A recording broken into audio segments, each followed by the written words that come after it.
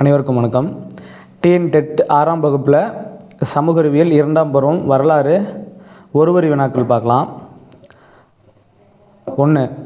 எந்த நாகரிகத்தின் சரிவோடு இந்தியாவில் நகரமயமாதலின் முதல் கட்டம் முடிவிற்கு வந்தது? சிந்து சமவெளி. அடுத்தது, வேதகாலம் எனும் காலகட்டம் யாருடைய வருகையால் தொடங்கியது?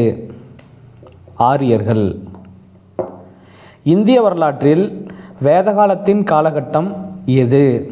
கிமு 1500 முதல் 600 வரை. ஆரியர்கள் பேசும் மொழி எது? இந்தோ ஆரிய மொழி. ஆரியர்கள் எங்கிருந்து வந்தார்கள்? மத்திய ஆசியா. கைபர் கணவாய் எந்த மலையில் உள்ளது? இந்துகுஷ் மலை. இந்துகுஷ் மலை. ஆரியர்களின் முதன்மை தொழில் எது? கால்நடை மேய்த்தல். ரிக்வேத கால ஆரியர்கள் அடிப்படையில் எந்த சமூகத்தினர்? மேய்ச்சல் சமூகத்தினர். ரிக்வேத காலத்தில் ஆரியர்களின் வாழ்விடம் எது? பஞ்சாப். அடுத்தது, ரிக்வேத காலத்தில் பஞ்சாப் எப்படி அழைக்கப்பட்டது? சப்த சிந்து. வேதங்கள் எத்தனை? 4. ரிக்கு, யஜூர், சாம, அதர்வண. ரிக்கு, யஜூர், சாம, அதர்வண. வேதகால இலக்கியங்களின் பெரும் பிரிவுகள் யாவை? 2. அது சுருதிகள், ஸ்மிருதிகள் அப்படின்னு 2 வகைப்படும். பாருங்கள், சுருதிகள் மற்றும் ஸ்மிருதிகள் எக்கால இலக்கியங்களின் இரு பெரும் பிரிவுகள். வேதகாலம் 4 வேதங்கள், பிராமணங்கள், ஆரண்யங்கள் மற்றும் உபநிடதங்களை உள்ளடக்கியது எது? சுருதிகள். சுருதி என்பதன் பொருள் என்ன? கேட்டல். இந்தியாவின் தேசிய குறிக்கோள் எது? சத்தியமேவ ஜெயதே. சத்தியமேவ ஜெயதே என்ற சொல்லின் பொருள் என்ன? வாய்மையே வெல்லும். சத்தியமேவ ஜெயதே என்ற சொல் எதிலிருந்து எடுக்கப்பட்டது? முண்டக உபநிடதம். வேதகால இலக்கியத்தின் தொல்பொருள் சான்றுகள் கிடைக்கப்பெற்ற நதி பகுதிகள் எது? சிந்து மற்றும் கங்கை சமவெளி பகுதிகள். அடுத்தது, வேதகால இலக்கியத்தின் தொல்பொருள் சான்றுகள் கிடைக்கப்பெற்ற மாநிலங்கள் எவை? வேதகால இலக்கியத்தின் தொல்பொருள் சான்றுகள் கிடைக்கப்பெற்ற மாநிலங்கள் எவை? பஞ்சாப், உத்தரப்பிரதேசம், ராஜஸ்தான். பஞ்சாப், உத்தரப்பிரதேசம், ராஜஸ்தான். அரசியலின் அடிப்படை அலகு எது? குலம். வேதகால அரசியலின் தலைவர் யார்? குலபதி. விஷ் என்பதன் பொருள் என்ன? விஷ் அப்படின்னா குலம். விதாதா, சபா, சமிதி, கணா ஆகிய அமைப்புகள் எவற்றோடு தொடர்புடையவை? விதாதா, சபா, சமிதி, கணா. எவற்றோடு தொடர்புடையவை? இனக்குழு மன்றங்கள். இனக்குழு மன்றங்களில் உள்ள மிக பழமையான அமைப்பு எது? இனக்குழு மன்றங்களில் உள்ள மிக பழமையான அமைப்பு எது? விதாதா. இனக்குழு மன்றங்களில் மூத்தோர்களை கொண்ட மன்றத்திற்கு பெயர் என்ன? சபா. வேதகால பண்பாட்டில் புரோகிதர் என்பவர் யார்? வேதகால பண்பாட்டில் புரோகிதர் என்பவர் யார்? தலைமை குரு. புரோகிதர் அப்படின்னா தலைமை குரு. அரசியல், பொருளாதாரம், இராணுவம் தொடர்பான விஷயங்களில் அரசனுக்கு உதவி செய்தவர் யார்? அரசியல், பொருளாதாரம், இராணுவம் தொடர்பான விஷயங்களில் அரசனுக்கு உதவி செய்தவர் யார்? சேனானி. சேனானி என்பவர் யார்? சேனானி அப்படின்னா படை தளபதி. தாங்களாகவே மனம் வந்து அரசனுக்கு கொடுத்து வந்த காணிக்கையின் பெயர் என்ன? என்னது? காணிக்கையின் பெயர் என்ன? பாலி. தாங்களாகவே மனம் வந்து அரசனுக்கு கொடுத்து வந்த காணிக்கையின் பெயர் என்ன? பாலி. பின்வேத காலத்தில் அரசருக்கு கொடுக்கப்பட்ட காணிக்கை எவ்வாறாக மாறியது? வரி. அடுத்தது, குரு மற்றும் பாஞ்சால அரசுகள் செழித்தோங்கிய காலம் எது? குரு மற்றும் பாஞ்சால அரசுகள் செழித்தோங்கிய காலம் வந்து பின் வேத காலம். வேதகால சமூகம் எவ்வழி சமூகம்? வேதகால சமூகம் எவ்வழி சமூகம்? தந்தை வழி சமூகம். தசையுக்கள் தாசர்கள் என்று யாரை அழைத்தனர்? தசையுக்கள் தாசர்கள் என்று யாரை அழைத்தனர்? கருப்பு நிற ஆரியர் அல்லாத மக்கள், அதாவது திராவிடர்கள்.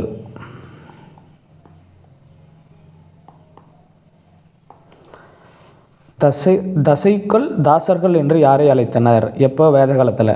யார் அப்படின்னா கருப்பு நிற ஆரியர் அல்லாத மக்கள். அவர்கள் யார் அப்படின்னா திராவிடர்கள். தொடக்க வேதகால சமுதாயத்தில் எத்தனை பிரிவுகள் இருந்தன? 3. தொடக்க வேதகால சமுதாய பொதுமக்கள் எப்படி அழைக்கப்பட்டனர்? பொதுமக்கள் எப்படி அழைக்கப்பட்டனர்? விஷ். வேதகால சமூகத்தில் சத்திரியர்கள் என அழைக்கப்பட்டவர்கள் யார்? சத்திரியர்கள் போர் வீரர்கள். மத குருமார்களை வேதகால சமூகம் எப்படி அழைத்தது? பிராமணர்கள். வேதகால சமூகத்தில் உருவாக்கப்பட்ட இறுக்கமான வர்ண அமைப்புகள் எத்தனை? 4. அடுத்தது, பெண்கள் ஓரளவிற்கு சுதந்திரம் பெற்றிருந்த காலம் எது? ரிக்வேத காலம். குழந்தை திருமணம், உடன்கட்டை ஏறுதல் எந்த காலத்து பெண்கள் அறியவில்லை? ரிக்வேத கால பெண்கள். ரிக்வேத காலத்தில் பெண்களுக்கு பெற்றோரிடமிருந்து மறுக்கப்பட்ட உரிமை எது? சொத்துரிமை. எக்கால பண்பாடு வர்ணம் தீட்டப்பட்ட சாம்பல் நிற மண்பாண்ட பண்பாடு என்று அழைக்கப்படுகிறது? பின்வேத காலம். பின்வேத காலத்தில் ஆரியர்கள் வணிகத்திற்கு பயன்படுத்திய நிஷ்கா, சத்மனா எனும் நாணயங்கள் எவற்றால் ஆனது? பின்வேத காலத்தில் ஆரியர்கள் வணிகத்திற்கு பயன்படுத்திய நிஷ்கா, சத்மனா எனும் நாணயங்கள் எவற்றால் ஆனது? தங்கம். அடுத்தது, ஆரியர்கள் வணிகத்தில் பயன்படுத்திய கிருஷ்ணாலா எனும் நாணயம் எவற்றால் செய்யப்பட்டது? வெள்ளி. ரிக்வேத கால மக்கள் அறிந்திருந்த உலோகங்களில் தங்கத்தை குறிக்கும் சொல் எது? ரிக்வேத கால மக்கள் அறிந்திருந்த உலோகங்களில் தங்கத்தை குறிக்கும் சொல் எது? ஹிரண்யா. ரிக்வேத கால மக்கள் அறிந்திருந்த உலோகங்களில் இரும்பை குறிப்பது எது? இரும்பை குறிப்பது ஷியாமா. அடுத்தது, ரிக்வேத கால மக்கள் அறிந்திருந்த உலோகங்களில் தாமிரம் மற்றும் செம்பை குறிப்பது எது? அயாஸ். என்னது? அயாஸ். ரிக்வேத கால ஆரியர்கள் பெரும்பாலும் எந்த கடவுளர்களை வழிபட்டனர்? ரிக்வேத கால ஆரியர்கள் பெரும்பாலும் எந்த கடவுளர்களை வழிபட்டனர்? நிலம் மற்றும் ஆகாயம் சம்பந்தப்பட்ட கடவுளர்களை வழிபட்டனர். கடவுளர்கள் பாருங்க, பிருத்திவி அப்படின்னா நிலக்கடவுள், அக்னி அப்படின்னா நெருப்பு கடவுள், வாயு அப்படின்னா காற்று கடவுள், வருணன் அப்படின்னா மலை கடவுள், இந்திரன் அப்படின்னா இடி கடவுள், அதிதி அப்படின்னா நித்திய கடவுள், உஷா அப்படின்னா விடியற்காலை தோற்றம். இதெல்லாமே இயற்கை சம்பந்தப்பட்டது. இதைத்தான் வழங்கினார்கள் ரிக்வேத கால ஆரியர்கள். ரிக்வேத கால ஆரியர்களின் மதம் எதை மையமாக கொண்டது? சடங்கு முறைகள். ரிக்வேத கால ஆரியர்களின் வழிபாட்டு முறை எப்படி இருந்தது? ரிக்வேத கால ஆரியர்களின் வழிபாட்டு முறை எப்படி இருந்தது? வேத மந்திரங்களை பாராயணம் செய்வது. வேத மந்திரங்களை பாராயணம் செய்வது. ரிக்வேத காலத்தில் ஆரியர்களின் புனிதமான விலங்கு எது? ரிக்வேத காலத்தில் ஆரியர்களின் புனிதமான விலங்கு எது? பசு. ரிக்வேத காலத்தில் வழக்கத்தில் இல்லாதது எது? ரிக்வேத காலத்தில் வழக்கத்தில் இல்லாதது எது? கோயில்கள் மற்றும் சிலை வழிபாடு. பிரம்மச்சரியம். அடுத்தது பொறுத்துக்களை பாருங்கள். பிரம்மச்சரியம் அப்படின்னா மாணவ பருவம். கிரகஸ்தம் அப்படின்னா திருமண வாழ்க்கை. வனப்பிரஸ்தம் அப்படின்னா காடுகளுக்கு சென்று தவம் செய்தல். சந்நியாசம் அப்படின்னா மோட்சம் அடைவதற்காக துறவற வாழ்வை மேற்கொள்ளுதல். துறவற வாழ்க்கையை மேற்கொள்ளுதல். அடுத்தது இந்திய துணைக்கண்டத்தின் ஏனைய பகுதிகளில் நிலவிய பண்பாடு எது? ரிக்வேத காலம் வேத காலம் இருக்குது இல்லைங்களா? அந்த காலகட்டத்தில் இந்தியாவில் மற்ற பகுதிகளில் நிலவிய காடுகள் பண்பாடு எது அப்படின்னா செம்புகால பண்பாடு. செம்புகால பண்பாடு. வட இந்தியாவின் தொடக்க கால வேத பண்பாடு வேறு எந்த பண்பாட்டோடு ஒத்துப்போகிறது? வட இந்தியாவின் தொடக்க கால வேத பண்பாடு வேறு எந்த பண்பாட்டோடு ஒத்துப்போகிறது? செம்புகால பண்பாடு. வட இந்தியாவின் பின் வேத கால பண்பாடும் தென்னிந்தியாவின் எந்த காலமும் சமகாலத்தைச் சேர்ந்தவை ஆகும்? இரும்பு கால பண்பாடு. வட இந்தியாவில் பின்வேத காலம் அப்படின்னா தென்னிந்தியாவில் இரும்பு கால பண்பாடு. பண்டைய தமிழகத்தின் பெருங்கற்காலம் எதனுடைய முந்தைய காலத்தோடு ஒத்துப்போகிறது? பண்டைய தமிழகத்தின் பெருங்கற்காலம் எதனுடைய முந்தைய காலத்தோடு ஒத்துப்போகிறது? சங்க காலம். பெருங்கற்காலத்தின் ஒரு கூறாக உள்ளது எது? பெருங்கற்காலத்தின் ஒரு கூறாக உள்ளது எது அப்படின்னா கருப்பு மற்றும் சிவப்பு நிற மண்பாண்டங்கள். கருப்பு மற்றும் சிவப்பு நிற மண்பாண்டங்கள். அடுத்தது முதுமக்கள் தாளிகள், பல்வகைப்பட்ட மண்பாண்டங்கள், இரும்பாலான குத்துவாள், கத்திகள், ஈட்டிகள், அம்புகள், சில கல்மணிகள், ஒரு சில தங்காபரணங்கள் கிடைத்துள்ள தொல்லியல் ஆய்விடம் எது? எங்கே? ஆதிச்சநல்லூர், தூத்துக்குடி மாவட்டம். அடுத்தது வீட்டு விலங்குகள் மற்றும் காட்டு விலங்குகளான புலி, யானை, மான் போன்றவற்றின் வெண்கலத்தால் ஆன உருவங்கள் கிடைத்துள்ள தொல்லியல் ஆய்விடம் எது? அதுவும் இங்கே தான், ஆதிச்சநல்லூர், தூத்துக்குடி மாவட்டம். அடுத்தது செங்கற்களால் கட்டப்பட்ட கட்டிடங்கள், நன்கு அமைக்கப்பட்ட வடிகால் அமைப்பு போன்ற சான்றுகள் கிடைத்துள்ள ஆய்வு எது?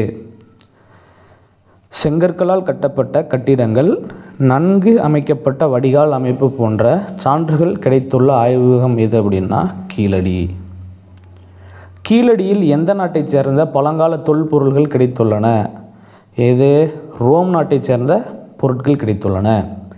தீபகற்ப இந்தியாவில் இருந்து ரோம் நாட்டிற்கு ஏற்றுமதி செய்யப்பட்ட பொருள் எது?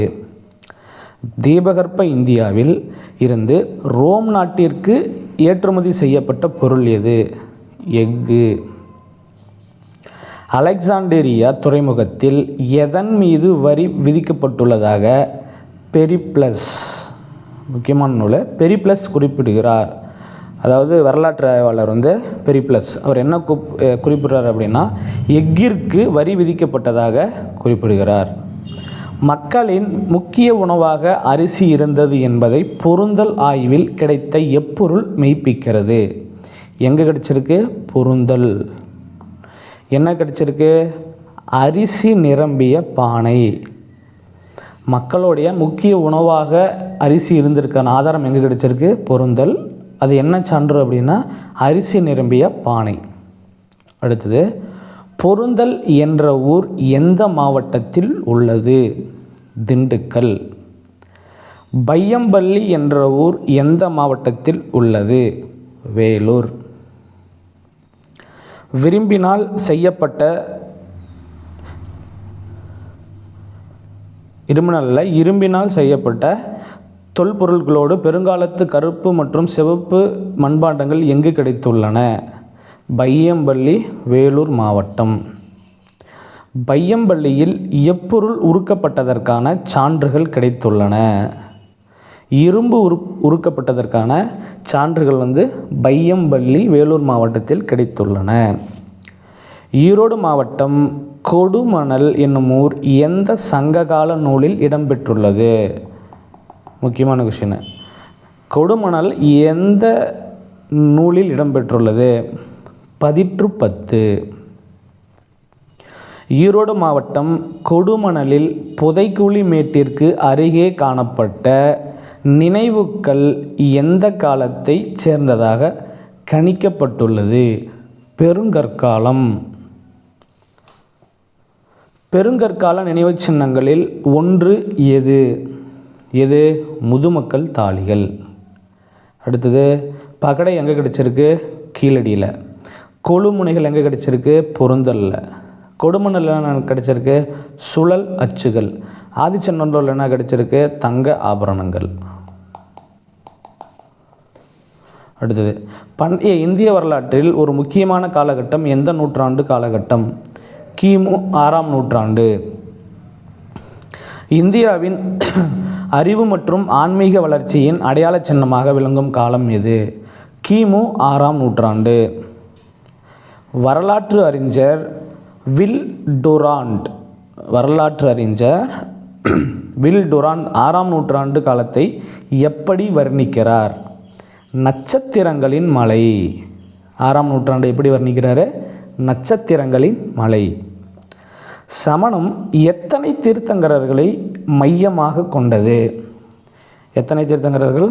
24. சமணத்தின் முதல் தீர்த்தங்கரர் யார்? ரிஷபர். சமணத்தின் கடைசி தீர்த்தங்கரர் யார்? மகாவீரர். மகாவீரரின் இயற்பெயர் என்ன? வர்த்தமானர். உண்மையிலேயே சமணத்தை உருவாக்கியவர் யார் என நம்பப்படுகிறது? மகாவீரர். பிரபஞ்சத்தை உருவாக்கியவர் கடவுள் என்பதை மறுக்கும் சமயம் எது? சமணம். சமணத்தின் அடிப்படை தத்துவம் எது? அகிம்சை அல்லது அறவழி. முக்தி அடைவது அல்லது பிறப்பு, இறப்பு, மறுபிறப்பு எனும் சுழற்சியிலிருந்து விடுபடுவது எம்மதத்தின் இறுதி லட்சியம்? சமணம்.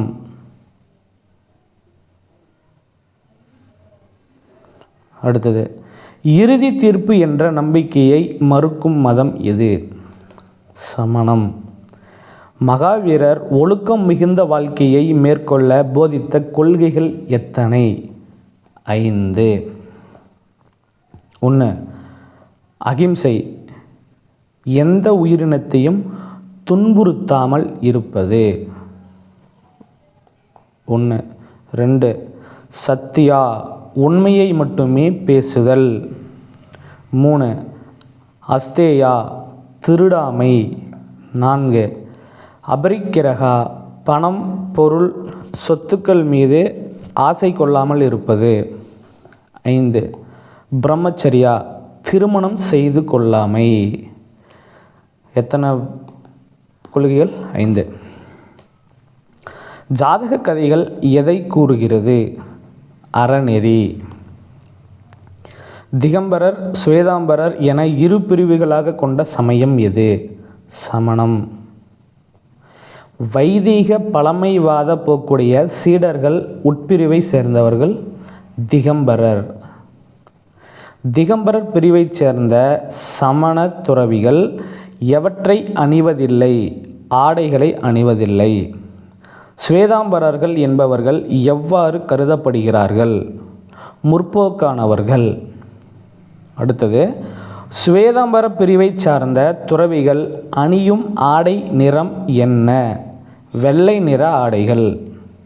அடுத்தது பாருங்கள், ராஜோகர்ணா அப்படின்னா என்ன அப்படின்னா கம்பளி நூலால் ஆன சிறிய துடைப்பம். அடுத்தது, பாண்டவர் படுகை அப்படின்னா சமணர் குகைகள். கவுந்தி அடிகள் யார் அப்படின்னா சமண பெண் துறவி. தமிழ் காப்பியம் சிலப்பதிகாரம். இது வந்து என்னது, சமணத்தை பற்றிய அதிக வரலாற்று தரவுகள் இருக்கக்கூடிய நூல் வந்து சிலப்பதிகாரம். காஞ்சிபுரத்தில் ஜைன காட்சி என்று அழைக்கப்பட்ட கிராமத்தின் பெயர் என்ன? ஜைன காட்சி என அழைக்கப்பட்ட கிராமம் திருப்பத்தி குன்றம். பௌத்த மதத்தை நிறுவியவர் யார்? கௌதம புத்தர். சித்தார்த்தர் எனும் இயற்பெயரை கொண்டவர் யார்? கௌதம புத்தர். புத்தர் எந்த வயதில் 4 துயரமான காட்சிகளை கண்டார்? 29வது வயதில். புத்தர் என்பதன் பொருள் என்ன? ஞானம் பெற்ற ஒருவர். ஞானம் பெற்ற ஒருவர். அடுத்தது, புத்தர் எத்தனை ஆண்டுகள் தவம் இருந்தார்? புத்தர் எத்தனை ஆண்டுகள் தவம் இருந்தார்? 6 ஆண்டுகள். புத்தர் தியானத்தின் எத்தனையாவது நாளில் ஞானம் பெற்றார்? புத்தர் தியானத்தின் எத்தனையாவது நாளில் தியானம் பெற்றார்? 49. புத்தரின் முதல் சொற்பொழிவு எவ்வாறு அழைக்கப்படுகிறது? புத்தரின் முதல் சொற்பொழிவு எவ்வாறு அழைக்கப்படுகிறது? தர்ம சக்கர பரிவர்த்தனா. தர்ம சக்கர பரிவர்த்தனா. புத்தரின் போதனைகள் எதை பற்றி இருந்தது? அன்றாட வாழ்க்கை முறை. புத்தர் எதனை எதிர்த்தார்? சடங்குகள் மற்றும் வேள்விகள். தம்மா என குறிப்பிடுவது எது? புத்தரின் போதனைகள். புத்தரின் தம்மா அப்படின்னா புத்தருடைய போதனைகள். ஒருவருடைய செயல்களே அவனது வாழ்க்கையின் தரத்தை தீர்மானிக்கிறது என்ற கர்ம கோட்பாட்டை ஏற்றுக்கொண்ட மதம் எது? பௌத்தம். கடவுளின் இருப்பை ஏற்றுக்கொள்ளவும் இல்லை, மறுக்கவும் இல்லை. ஆனால் பிரபஞ்ச விதிகளை நம்பியவர் யார்? மகாவீரர். வாழ்க்கையின் இறுதி நோக்கமாக புத்தர் வலியுறுத்தியது எது? நிர்வாண நிலையை அடைவது. புத்தர் வலியுறுத்திய கொள்கை எது? அகிம்சை. புத்தரால் நிராகரிக்கப்பட்டது எது? புத்தரால் நிராகரிக்கப்பட்டது எது? சாதி படிநிலை. அசோகர், கனிஷ்கர், ஹர்ஷர் போன்ற அரசர்கள் ஆதரவு அளித்த மதம் எது? அதாவது மௌரிய பேரரசு முழுக்க ஆதரவு அளித்த மதம் எது அப்படின்னா பௌத்த மதம். பௌத்த விகாரைகள் அல்லது மடாலயங்கள் எவ்வாறு செயல்பட்டன? கல்வி மையங்கள். கல்வி மையம் எது? நாலந்தா. சைத்தியம் அப்படின்னா என்னது? பௌத்த கோயில் அல்லது தியான கூடங்கள் தான் சைத்தியம். ஸ்தூபி அப்படின்னா என்னென்னா புத்தருடைய உடல் உறுப்புகளின் எஞ்சிய பாகங்கள் மீது கட்டப்பட்டிருக்கும் கட்டிடம் தான் என்னது? ஸ்தூபி. இடைவெளி. உலக சுகங்கள் மீது தீவிர பற்றும் இல்லாமல் அதே சமயம் கடுமையான தவ வாழ்வும் இல்லாதது தான் என்ன அப்படின்னா இடைவெளி. தம்மா அப்படின்னா புத்தருடைய போதனைகள். விகாரைகள் அப்படின்னா மடாலயங்கள் அல்லது துறவிகள் வாழும் இடம்னா விகாரைகள். முதல் பௌத்த மாநாடு நடைபெற்ற இடம் எது அப்படின்னா ராஜகிருகம். இரண்டாவது பௌத்த மாநாடு நடைபெற்ற இடம் வைசாலி. மணிமேகலையில் விரிவாக விவரிக்கப்பட்ட மாவட்டம் எது? காஞ்சிபுரம். பௌத்த தர்க்கவியல் அறிஞர் தின்னகர் மற்றும் நாலந்தா பல்கலைக்கழகத்தின் மிக பெரும் அறிஞர் தர்மபாலர் எந்த ஊரை சார்ந்தவர்கள்? காஞ்சிபுரம். யுவான் சுவாங் காஞ்சிபுரத்திற்கு வருகை தந்த நூற்றாண்டு எது? யுவான் சுவாங் காஞ்சிபுரத்திற்கு வருகை தந்த நூற்றாண்டு எது? கிபி 7ஆம் நூற்றாண்டு. மூன்றாவது பௌத்த மாநாடு நடைபெற்ற இடம் எது? பாடலிபுத்திரம். நான்காவது பௌத்த மாநாடு நடைபெற்ற இடம் காஷ்மீர். வட இந்தியாவில் புதிய அறிவு மறுமலர்ச்சிக்கு வித்திட்டவர்கள் யாவர்? யார் யார் அப்படின்னா கௌதம புத்தரும் மகாவீரரும் தான். அதாவது சமணமும் பௌத்தமும் அப்படி 2 மதங்கள் தான் என்ன அப்படின்னு இருவரால் தான் ஓரளவுக்கு வரலாற்றில் மாற்றங்கள் ஏற்பட்டது வட இந்தியாவில்.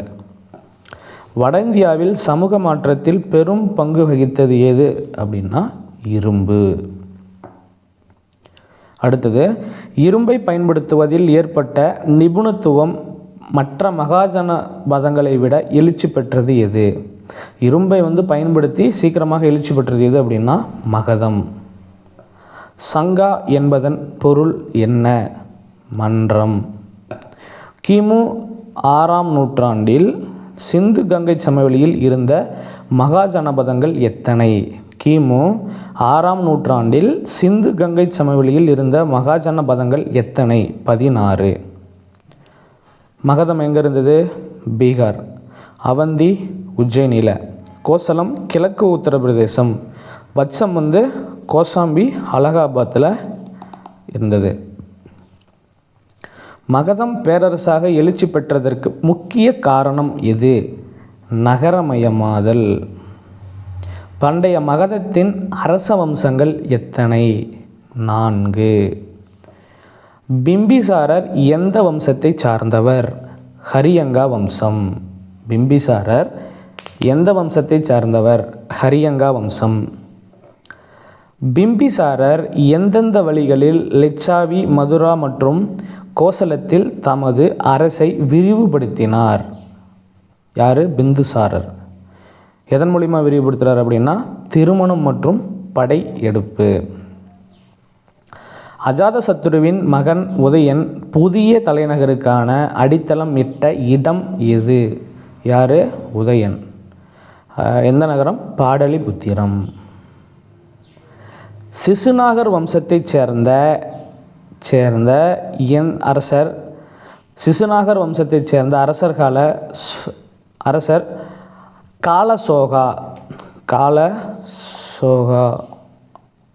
காலசோகா வைசாலியில் கூட்டிய மாநாடு எது? எனது 2வது பௌத்த மாநாடு. இந்தியாவின் முதல் பேரரசை உருவாக்கியவர்கள் யார்? நந்த வம்சத்தினர்.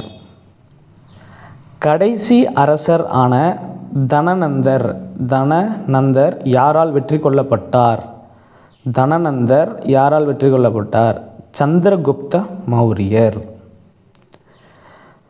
நாலந்தா என்பதன் பொருள் என்ன? வற்றாத அறிவை அளிப்பவர் என பொருள். கிரேக்க ஆட்சியாளர் செலுக்கஸ் நிகேட்டரின் தூதுவராக சந்திரகுப்த மௌரிய அரசவையில் இருந்தவர் யார்?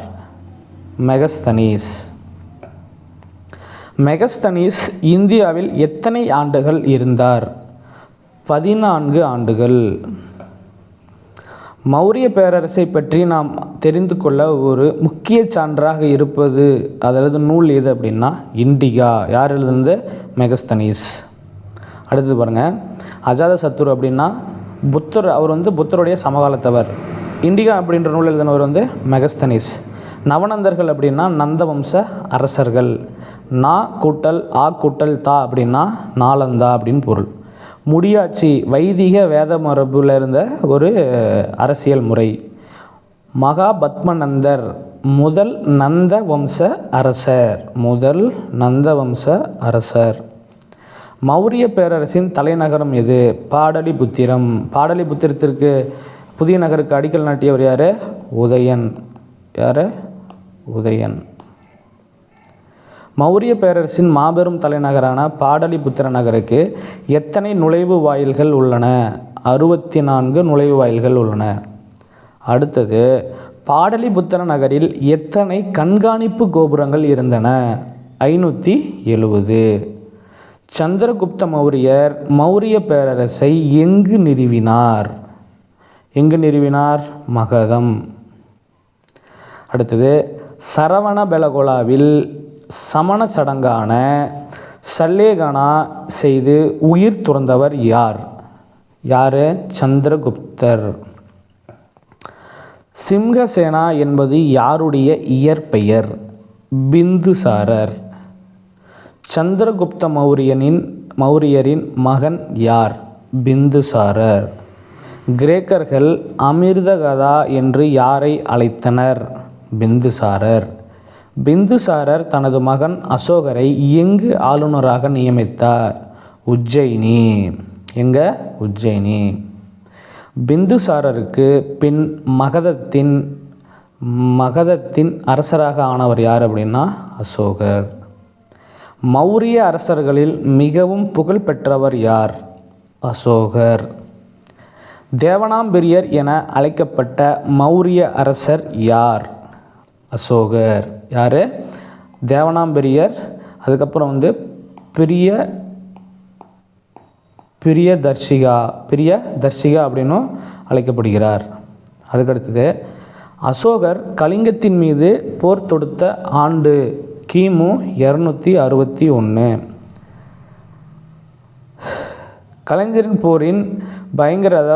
கலிங்க போரின் ஸ்பெல்லிங் மிஸ்டேக் இருக்குது. கலிங்க போரின் பயங்கரத்தை அசோகர் தனது எந்த கல்வெட்டில் கலிங்க போரின் பயங்கரத்தை அசோகர் தனது எந்த பாறை கல்வெட்டில் விவரித்துள்ளார்? 13வது பாறை கல்வெட்டில். கலிங்க போருக்கு பின் அசோகர் எந்த சமயத்துக்கு மாறினார்? பௌத்தம். 3ஆம் பௌத்த மாநாட்டை பாடலிபுத்திரத்தில் கூட்டியவர் யார்? அசோகர்.